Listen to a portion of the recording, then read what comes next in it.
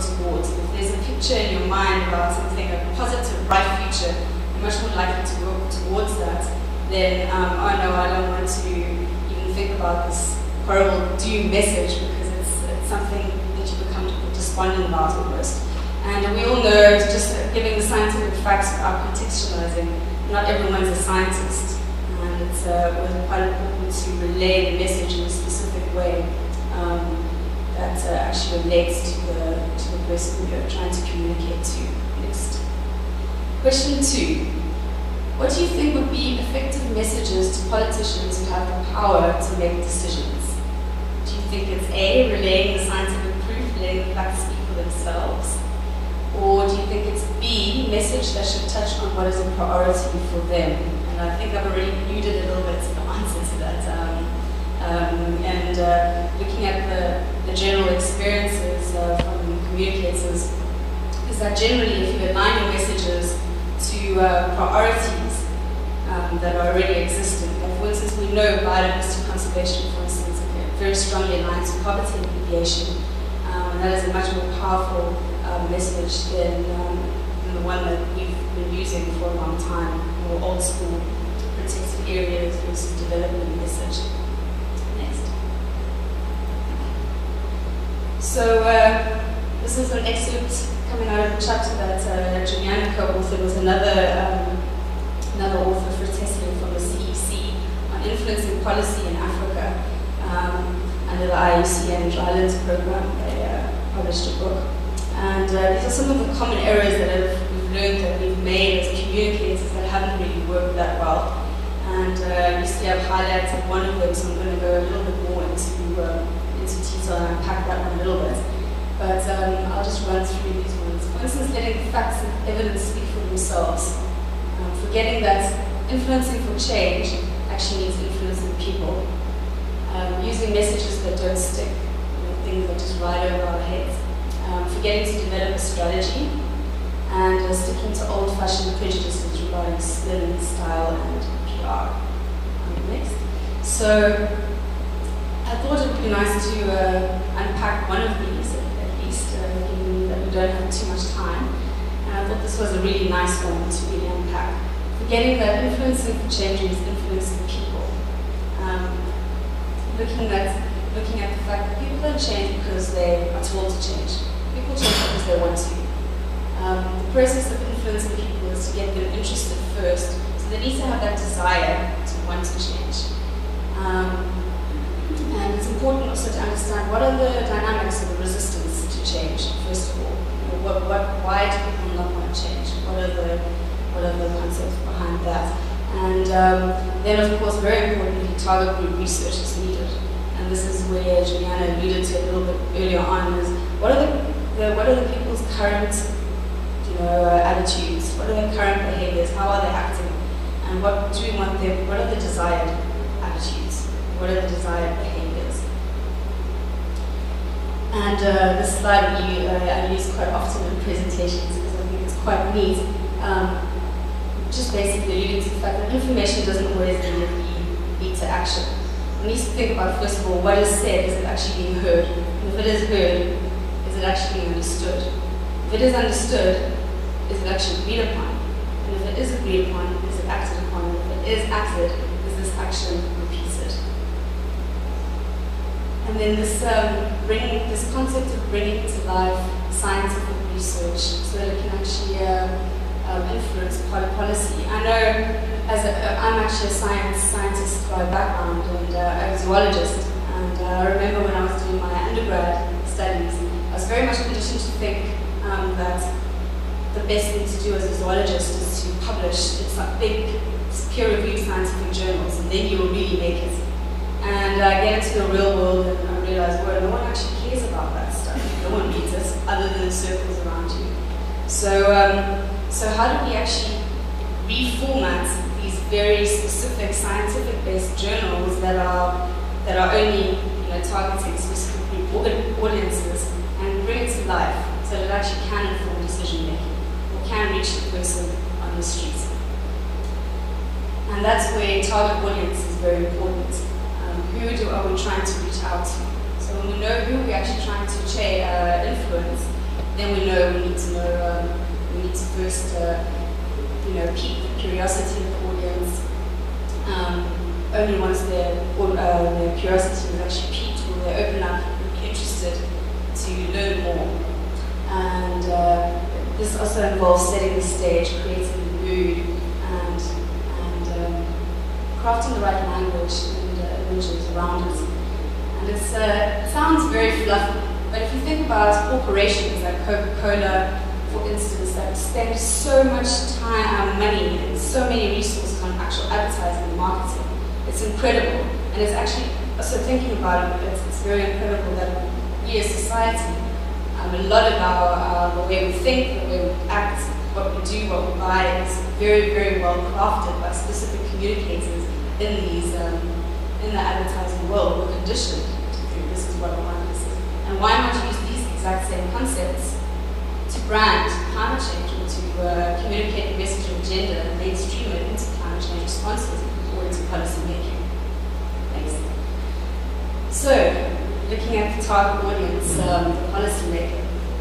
And the policymaker is not necessarily passionate about things like climate change or sustainability, or it might also, like in the case of gender, be someone who is not thinking about mainstreaming gender, is not passionate about these things specifically, but has the power to take decisions on them.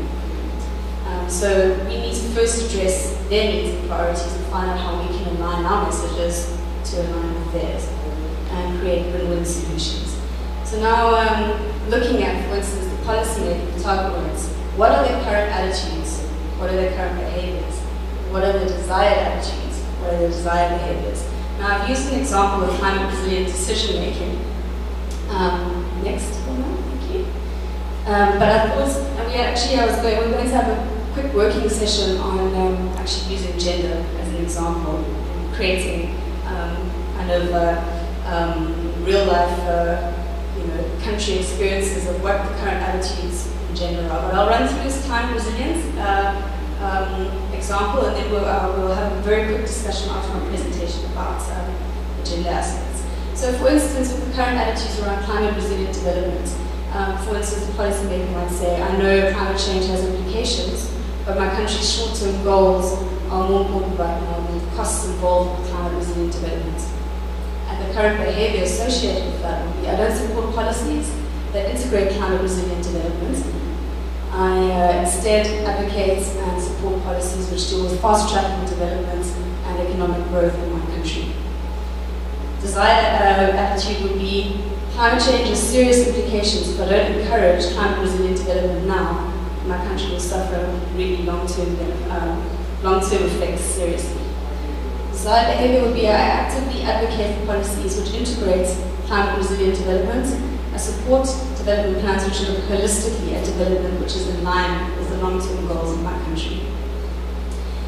90% of change initiatives fail. I read this the other day, and it makes you feel kind of despondent about it. But on the positive side, 10% of change initiatives are actually successful. And if you think about it, we're kind of on this fast-track destructive path right now, and we often feel quite despondent about these things. But at the same time, if you think about real big artifacts in history, like for instance, the Berlin Wall, end of apartheid, or even going back as far as the British rule in India, no one living in the time where these artifacts of history were actually reality could have confidently predicted how fast these things would be overturned by highly democratic systems. And that's the reality of transformation. And if we use positive communication, strategic communication, that is the key to effective change. So if we can go back to the slides of the current attitudes and behaviors. Thank you, first of all, for listening to me. I know there's been quite a few presentations. We're going to have a working session now, but I thought instead what we could do is we look at the current behavior attitudes and desired attitudes, and current behaviors and desired behaviors, and come up with what would be. And we could look at what, maybe I can get some ideas from the crowd. What would be the current attitudes, for instance, with regards mainstreaming gender into national planning, and what would be the desired attitude, and then the behavior, the desired behavior. And then what I was thinking of doing is, instead of doing our whole working session, I'm going to hand out cards on the table, and you guys can all, whoever wants to, can write down, just an idea of what would be an effective method of communication. And there were some really effective communication methods, as an example, when I was sitting at this adaptation table here, where using really good entry points at the UNFCCC level, for instance, knowing that, oh, this is a country focal point who's really doing good work and can bring the message back into informing policy making back home. So that's just a good example of what kind of method would be a strategic method to use in terms of communication. So I'm going to pass these cards around.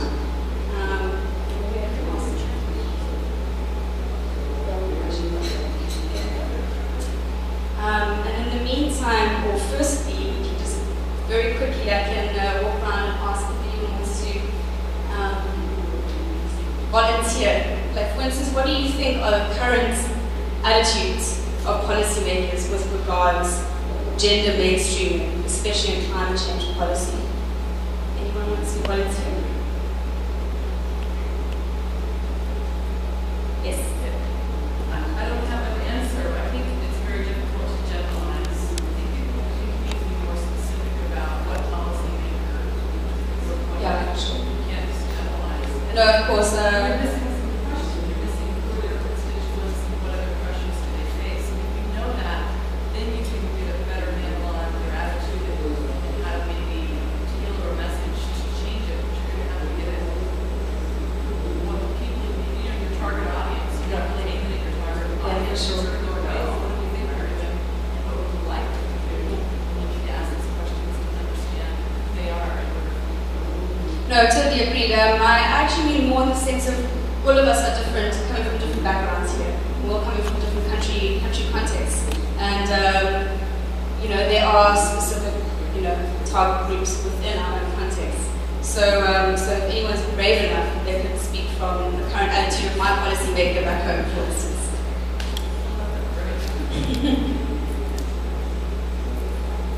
Alright. I mean, I can give a bit of an example from my own. For instance, policymakers back home, they might not, there might be a policymaker X who hasn't thought about it. So gender isn't that important in my mind in terms of pushing mainstreaming gender aspects into my policy, my climate change policy.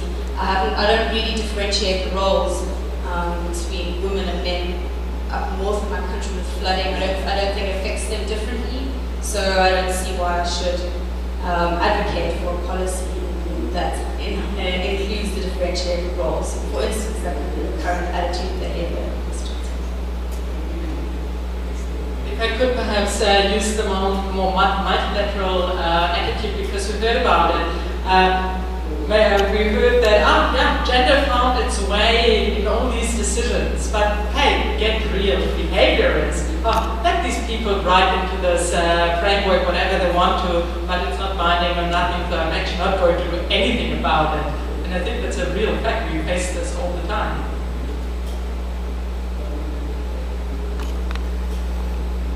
I want to recall an example that happened yesterday in a scientific impact, where one of the representatives said that with this climate change issue, it's not, women are affected, but at the end it's the poor. It's not just men and women. It's the poor that's affected. So women issues are not as important.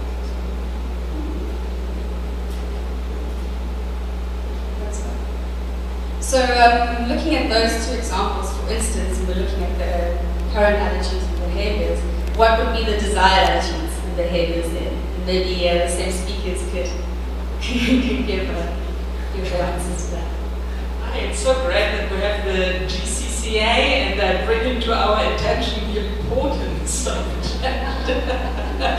climate change to make a real difference to develop sustainable development. Thank you, Joseph. Yes, the poor is affected and the most vulnerable with regards to climate change, but globally and disproportionately affected are the women at the grassroots level. Great, thanks. So these are just some examples, spitballing them a little bit around the room. But using these two examples, for instance, what would then be effective messages? And I don't know, Lorena, if we have time to talk about them, or alternatively, I can hand out, okay. Whoever might have some good ideas, write them down on a card. I'm going to bring around some markers. Oh, okay, great. And thank you very much.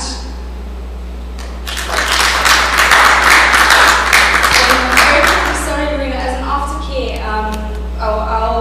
we'll pass this presentation on and we'll give some examples and so on. I'll put it together for you.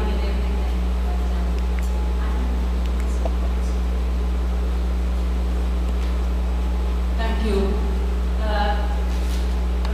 I think that we have had a very rich morning sharing information and our experiences. So now we know what GCCA and IUCN as founding members is doing in the field of climate change, particularly trying to promote the participation of women in climate decision. And we had also specific information on adaptation, covering agriculture and water, and then also mitigation regarding the forest plus and energy. But what was very encouraging is that we understood that we have actually traveled quite a long way now during the 4 or 5 years we have worked together. And if you look, for instance, this piece of information was contained in this summary of major media instruments. We were quite, let's say, desperate when we started and noticed that the climate convention was completely clean of any gender integration. But what has happened during these couple of years is that actually now 8 programs of our carrying out the climate change convention have already gender achievement equity. And so also the permanent bodies were established in Cancun and in Durban. Climate convention got now new bodies. We did not get yet the agreement, but we got the bodies which are starting the activities. We have adaptation committee, we have technology executive committee, and then we also board of technology activity regulators. And then we have 3 climate funds, and we have a standing fund, and 2 forums, one on capacity and one on the impacts of issues. And all these governing rules for these bodies have now prepared us to gender media, let's say the most common idea there is the village of equal representation. But also the guiding principles for action are saying the activities should be gender sensitive. So this was the road big when we learned that in far from where we came, so it was very practical to bring the gender in it will remain whatever happens in 2015, whether we have control or not, but this is the fact, and also way too more very executive very gender sensitive. Simply bring out these ideas further. But it is not enough that we work together internationally. We have to work at the national level, and that is why it's so important. I use how to start strategies. 10 countries have been assisted so far